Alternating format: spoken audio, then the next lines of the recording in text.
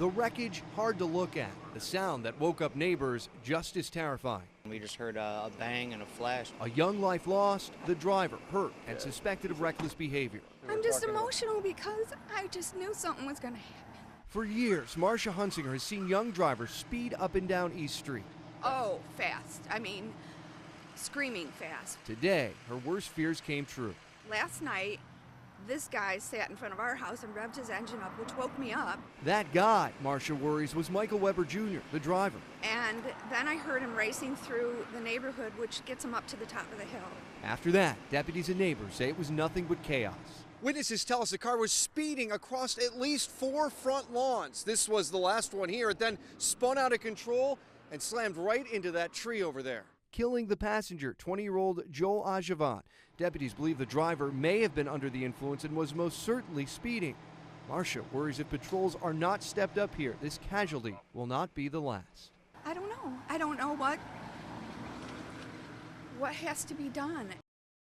It's a feeling of violation, and it's uncomfortable, and it's not fair to the people who have to deal with it. When Andrea Fricano got a text message that there were robberies on her street, little did she know she was one of the victims. It's hard to accept that while I was sleeping, somebody was walking around, and I'm just glad that we're all safe.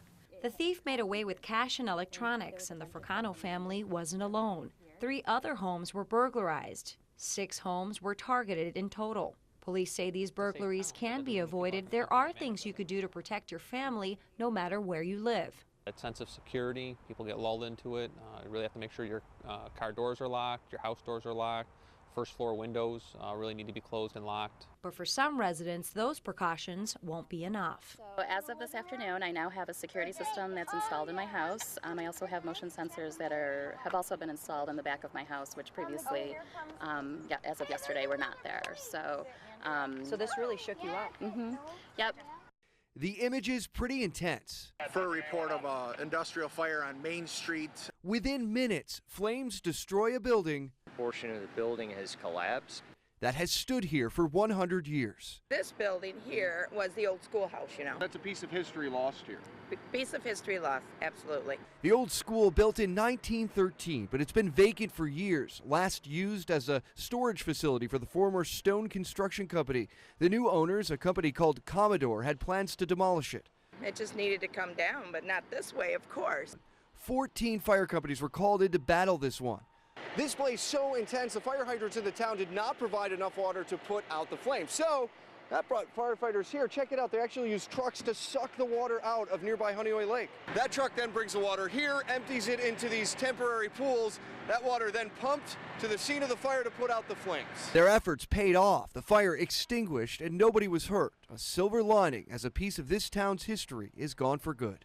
Look, we've lost a major big building in our town, and it's things to talk about for quite a while.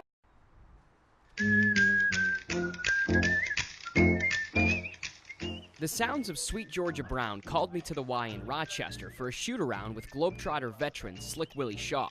Slick agreed to run me through a few drills any Globetrotter must know. Round the back, between the legs. There you go, okay. After passing the basics, Slick decided I was ready for a Globetrotter signature, spinning the ball on my finger. Slick did it with ease and even added a little flair at the end. And then with some creative editing, I got the ball to stay on my finger, only I need to work on my trick shooting a bit. Half-court shots were next. Slick drained it. Then it was my turn. Nope, too high. Let's just say it's a work in progress. How did I do? With that established, what does Slick think are the essentials to becoming a Globetrotter? You have to be an exceptional basketball player. You have to have a great personality. You have to have a great smile as well, such as myself. Okay, so my basketball skills need some work. Fortunately for Slick, his game was crafted in the Big East, playing for St. John's. And Shaw says playing in a competitive league prepared him for the Globetrotters. For Big East, it was hard-nosed basketball, play with some of the best in the world, and it translate over to the Harlem Globetrotters. You're still playing with some of the best in the world. It's just, it's just a showmanship, You definitely learn how to, sportsmanship there, sportsmanship here. You got to be a pro on both levels. With my Globetrotters tryout over, Slick decided to move on to some other pros, leaving me on the bench. Javier was living on the streets of Rochester, sleeping at the Civic Center garage until cold temperatures forced him to seek shelter at the Open Door Mission. It's been helped. Not only provides a warm meal and a bed to sleep, but also provide the Word of God, which has turned people's lives around, transformed, making new men.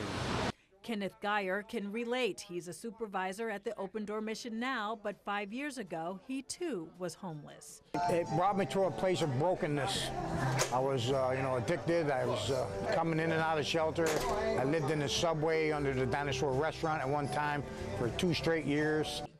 Geyer said once the cold temperatures hit, he needed shelter, which is the case for many homeless people, but it's a situation that can cause shelters to become overcrowded. We don't have enough beds, we'll put them in a chair. Give them a blanket and put them in a chair. We won't turn them away.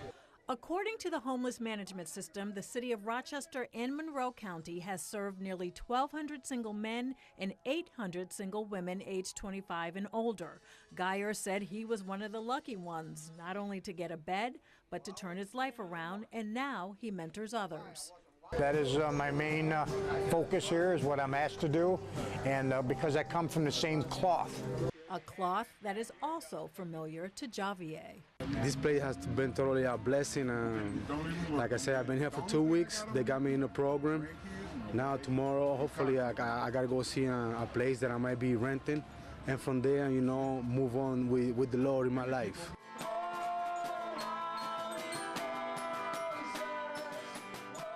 The St. Paul Bar District is known for its trendy bars and restaurants, but it's also known for its dark side, something restaurant owner Demetrio Cavatasi knows very well. Customers at the end of the night having a great time here, and there'd be fights and just commotion and problems that would be intimidating. Last week, chaos broke out twice. In one of the incidents, 4 people were shot, another person run over. Bar owners and residents blamed the violence on one nightclub. Just days ago, Rochester police agreed to shut it down. Now Cavatasi is relieved he no longer has to worry about danger on his doorstep.